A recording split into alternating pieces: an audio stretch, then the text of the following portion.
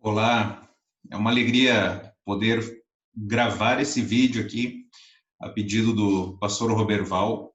Ele nos deu essa pergunta para nós refletirmos, né, respondermos. Como permanecer igreja de Cristo em um mundo metamórfico? Como ser a igreja de Jesus em um mundo que está em constante mudança? E eu quero te perguntar nesse início se o mundo, na sua opinião, ele está melhor ou pior? Gostaria que você me respondesse, eu vou te dar dois exemplos para isso. O primeiro exemplo é com relação ao casamento, que até 26 de dezembro de 1977, o casamento ele era considerado indissolúvel. E a partir dessa data, então, o divórcio ele foi legalizado, veio a lei do divórcio através de uma emenda constitucional proposta pelo Senado. O mundo está melhor ou o mundo está pior? O mundo melhorou ou o mundo piorou? E o segundo exemplo é acerca da escravidão. Até 1888, a escravidão era considerada legal no Brasil. E a partir então da Lei Áurea, a escravidão ela se tornou algo ilegal. Aí eu te pergunto também, o mundo está melhor ou o mundo está pior? O mundo melhorou ou o mundo piorou?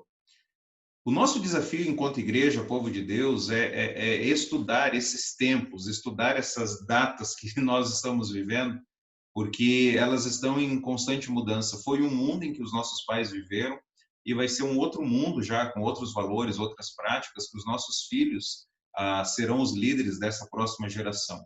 Eles vão ter os desafios deles na geração deles. Então, eu gostaria, nesse momento, de refletir, não é uma pregação, é apenas uma reflexão com base nesse texto. Atos capítulo 13, versículo 36. Diz que depois que Davi fez a vontade de Deus em sua geração, morreu, foi sepultado com seus antepassados. Perceba que Davi fez a vontade de Deus, algo claramente inegociável. A vontade de Deus não se discute, a vontade de Deus não entra em votação. A vontade de Deus ela é aplicada. Ok? Então, Davi ele fez a vontade de Deus. E olha que interessante, ele fez na sua geração, no seu contexto, na sua época, no seu povo específico, na sua cultura específica. E nós estamos num outro povo, nós somos um outro povo, temos uma outra língua, outras práticas, outros costumes, outra vestimenta, outra culinária. Então, nós temos um desafio para nós, fazermos a vontade de Deus que é inegociável na nossa geração. E esse mundo ele não para de mudar, ele está em constante mudança. Então eu gostaria de dar três passos de como que nós podemos fazer a vontade de Deus em nossa geração.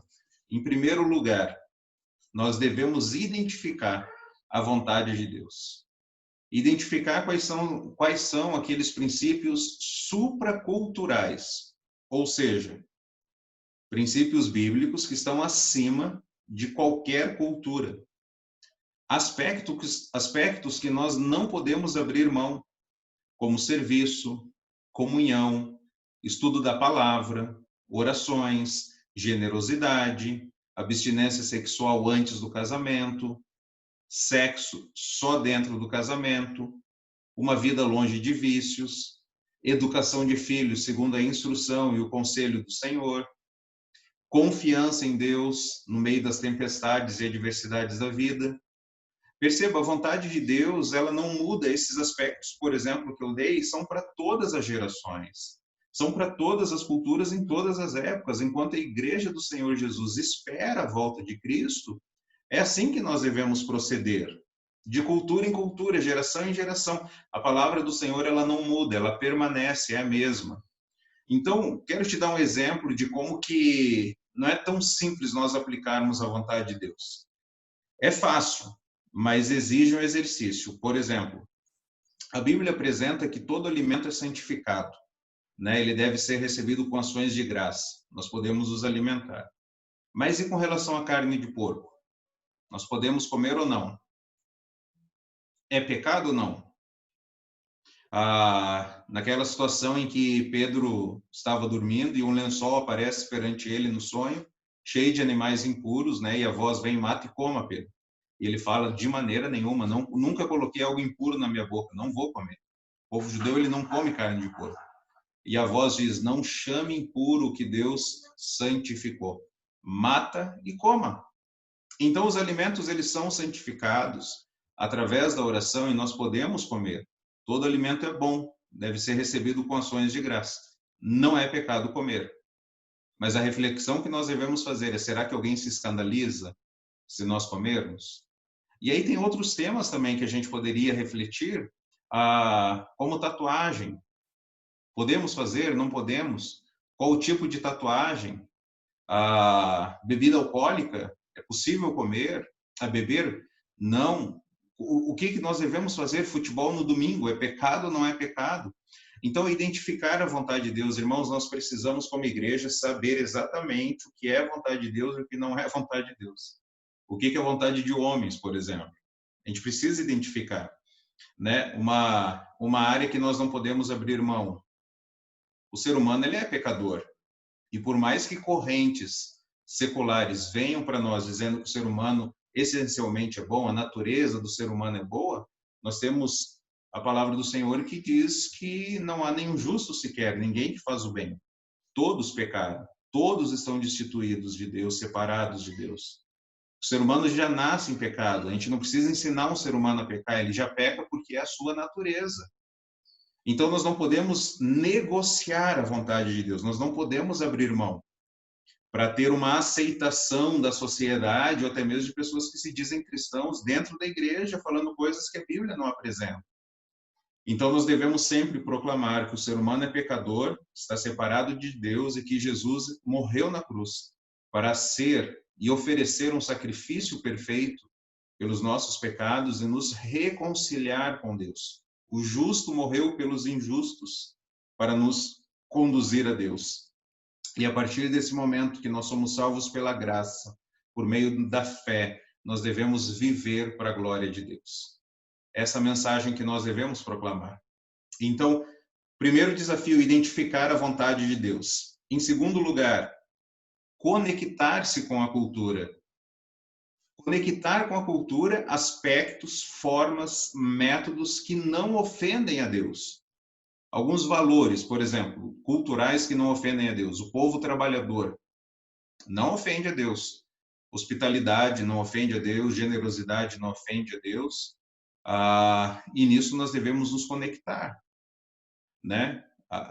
Agora, alguns aspectos mais práticos para nós, que nós podemos nos conectar com a cultura. Tendência de iluminação, tendência de cores, tendências de horário. Nós podemos e devemos estar conectados com isso para ver qual o melhor horário de culto para nos reunirmos para fazer a vontade de Deus, que é inegociável. As cores do prédio da igreja, podemos estar sensíveis à tecnologia. Usar a tecnologia para promover a mensagem de Cristo. A mensagem não muda, os métodos mudam. Então, olha que interessante. A vontade de Deus é sermos testemunhas tanto em Jerusalém, Judeia, Samaria e os confins da terra. Nós podemos, como igreja, ser testemunhas de Cristo através de um vídeo que está sendo divulgado e pessoas até os confins da terra vão ter acesso para ouvir quem é Jesus.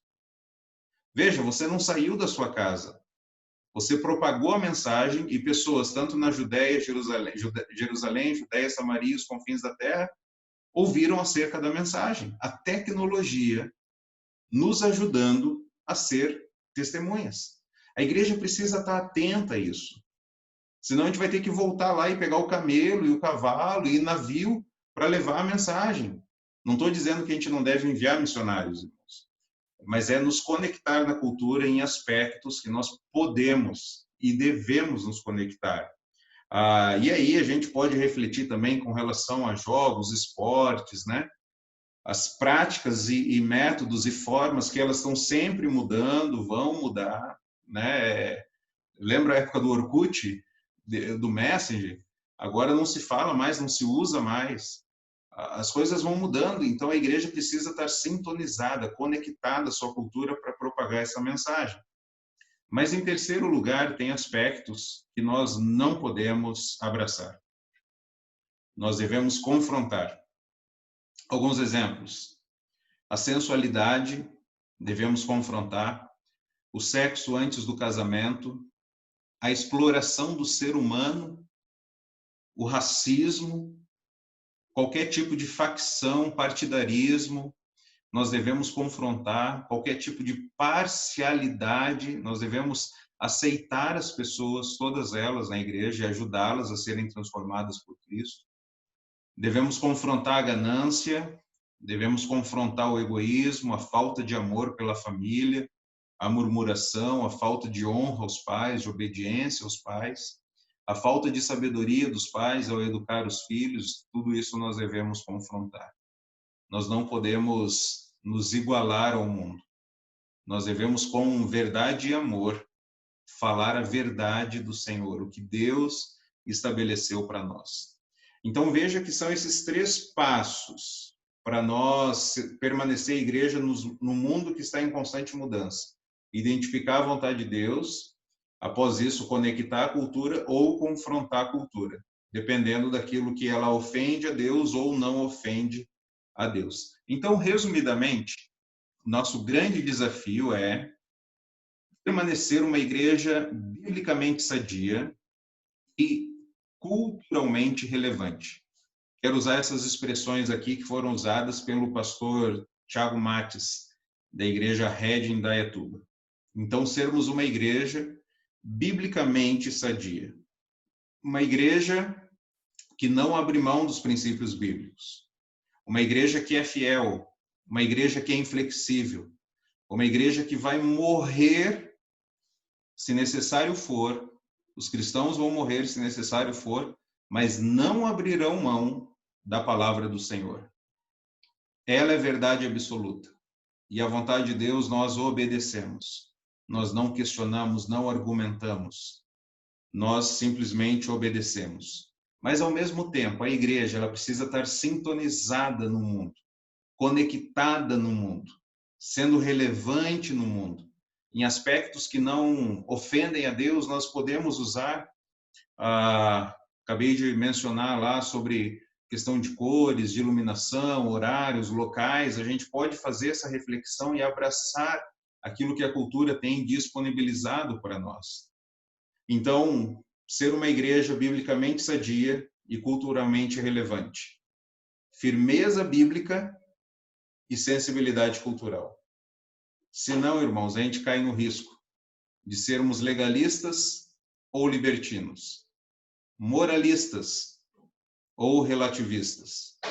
Deus quer de nós que nós sejamos bíblicos, mas ao mesmo tempo contemporâneos, para levar e propagar a mensagem do Senhor nos nossos dias. Como Davi, que fez a vontade de Deus na sua geração, que eu e você possamos fazer a vontade de Deus na nossa geração, para a glória do nosso Deus. Amém?